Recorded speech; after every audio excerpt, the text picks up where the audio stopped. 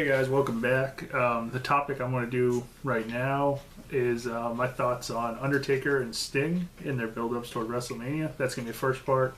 If we got a little bit of time, I'll do some of the other feuds heading into it. First, I'll do Undertaker. It was really weird that he wasn't there. I mean, I would have been okay with it if we didn't have like the really weird soundbite that just sounded like they pulled it from a video game or something. Like, it was just not very clean. Definitely kind of weird. It was his catchphrase, so I assume it's like there's a million different sound bites out there to take. Like, I'm sure I could Google one up on like YouTube and find a cleaner sound bite. But I'll give that a passing. Like, it's dumb, but I can accept it. What was up with Sting? Like, I know a lot of people are like, oh, it's a voice modulator and they deepened his voice. Which is dumb on its own, but it definitely doesn't even sound like Sting. And I can understand, like,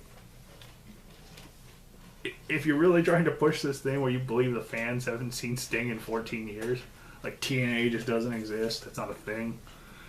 Sting just been like in the retirement home just fucking shuffling bricks.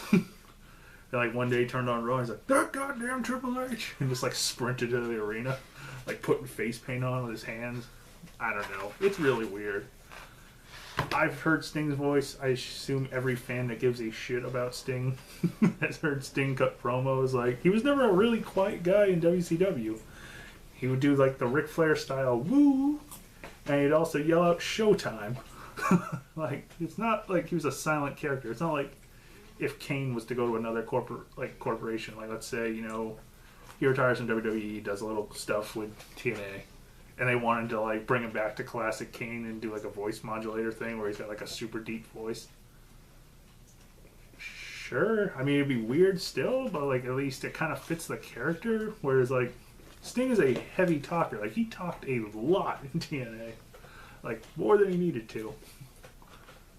So like it's just really weird, and I'm not even sure it's a voice modulator. Like, it just sounded like somebody else talking. I don't know. Like, right now, I'm just gonna put it out there. I have no intention of getting WrestleMania this year. Nothing has really sold me. I think the IC title belt match, the ladder match, will be good. Nothing else. Like, I don't think Undertaker's had a good match at WrestleMania since Punk. I'm going to put that out there. I know a lot of people seem to like the Triple H ones. I hated the Hell in a Cell. I know a lot of people are like, oh, it's the end of an era and it was such a great match. And I'm the person that enjoys a slow match. That match was fucking brutal. Like, Triple H hit him with a chair and it was a good 10 minutes until anything else happened in the match. It was just Triple H and Shawn Michaels talking. Undertaker on the ground. And then vice versa. Undertaker get his comeback. Like, Shawn would try to help Triple H, and it was just smashed ass. It was not good. The one with Brock last year, like, I get he had a concussion, and, you know, it's a very serious thing, and to try to say, like, oh, the match was bad. He was injured. But, like, not a good match. You can't claim it's a good match. Like, oh, theoretically, it was an amazing match. But no, it just...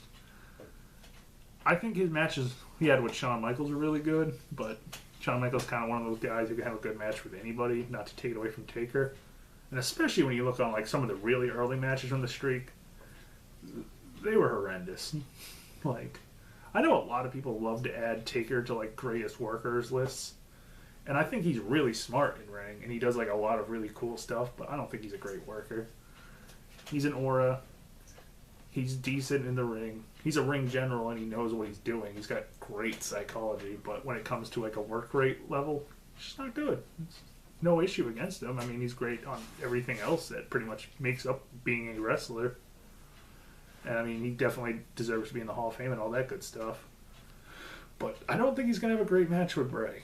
I see him getting hurt. I mean, nothing against Bray. I don't think he's like a particularly dangerous worker, but I see him taking a big hit from Bray, because Bray works very stiff. I mean, you can just look at him, and he's just fucking clobbering people. So either you have to have Bray not work his style, which just instantly means the match is going to be ass, or you risk Taker getting hurt again and just having a subpar match.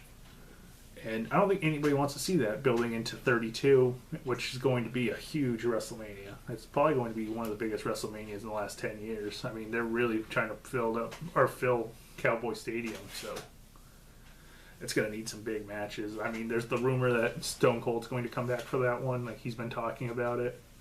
I'm sure you're going to see a lot of other legends come back because they got to fill that giant-ass arena. Other matches on the card, Cena, Rusev, don't care. Don't like either of them particularly. Neither one strikes my fancy. The tag title match, we don't know. It kind of looks like it could be a fatal 4-way.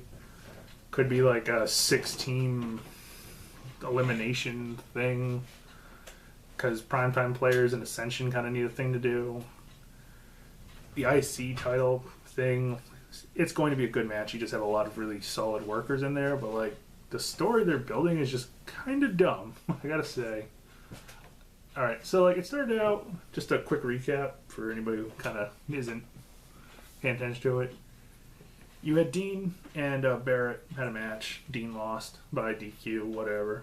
But now like everybody seems to want the IC title, but they don't want to really like fight Barrett. They just kind of want to steal the title. And it's just kind of a goofy thing they're doing, but I mean, you have a match that's got Ambrose, Ziggler, Bryan, Stardust, Harper. Like, this is looking like it's going to be a really badass match. Like, it's going to definitely look like those old Shelton Benjamin Money in the Bank matches that used to really help WrestleMania get the crowd going. And I assume that's going to be your opening to the show. I mean, they're going to have to get the crowd pumped. I don't know what they're going to do in between some of these other matches. Like, granted, Sting's had some time off, but I'm just going to say it. I didn't think he had a lot of great matches at the end of his TNA run. Like, they were not great. His last match with Magnus, he looked slow, just not good, showing his age badly. Triple H is a really solid worker. Again, not a great mechanical guy, but like his psychology definitely makes up for it, and I think he could help Sting to have a really good match. Like, he's definitely a better wrestler than Magnus, but like at the same time, I got this feeling you're going to see like bat shot, referee goes down, 30 minutes of just fucking standing around, and then Triple H sledgehammer shot, you know, referee's still down for half an hour while Triple H like dicks around, get a referee, 2 count, get a false finish, Sting kicks out, Triple H goes to grab the sledgehammer, Sting's gonna pop up real quick, woo in his face, Scorpion Death Drop, pin him, they're leading to 32. I think Taker's going to win. I think Cena's going to win, though it doesn't matter. The world title match, I don't care about. I mean, I don't like Reigns, and Lesnar's leaving to go to UFC, so don't give a shit there. Hopefully Rollins will cash in. It gives Reigns something to do with somebody I can actually get behind. It does feel weird, though, if Orton beat Rollins and then Rollins becomes the champion, that you don't go triple threat, but I don't think you want somebody that over as a face next to Reigns, who's kind of struggling right now. I mean, I don't know. That's just me.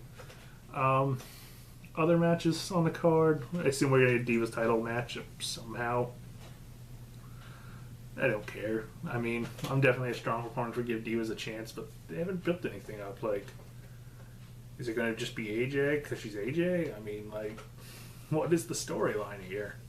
I know a lot of people are like, oh, you don't need storylines, just blah, blah, blah. But, like, no, I need something, some reason that AJ can leave for months on end and just come back and be number one contender instantly. Like, so, I'm just trying to think if there's any other ones. It's kind of weird we're not getting Goldust versus Stardust, because they kind of built that and then it ended with DQ, and not to finish it at WrestleMania seems really odd. But I don't really know how you could like push Goldust into the Intercontinental match like that quickly. You got the Andre Memorial. Sheamus is going to win it. I'm calling it right now. He's got to return. He's going to return for WrestleMania, probably as a heel, and end up winning it. I assume he'll probably do some like dirty, underhanded move, like get knocked down, roll out of the ring, kind of hide out for a little bit. I'm guessing he's going to make his heel turn on Mizdow, because I think you're going to get Mizdow finally, fed up with Miz. After Miz takes like a cheap shot and tries to eliminate him, Miz blocks him. He'll get his clothesline. Everybody thinks he wins. Sheamus come in, bro kick him, throw him over. Sheamus wins. I have no issue with that. That's my general thought. That's, like I said, I'm just not really interested in WrestleMania right now, guys. I'm sorry. I know I try to be more positive and be like, yeah, these are cool. I see one good match on the card. I think the idea of 2 multi-man matches is bad, and it looks like we're going to get a tag team multi-man match as well. So I'm just like, just seems cluttery. It's good for the boys. They get to make their money. They get the WrestleMania paydays and all that good stuff. But for fans, it's just like overkill.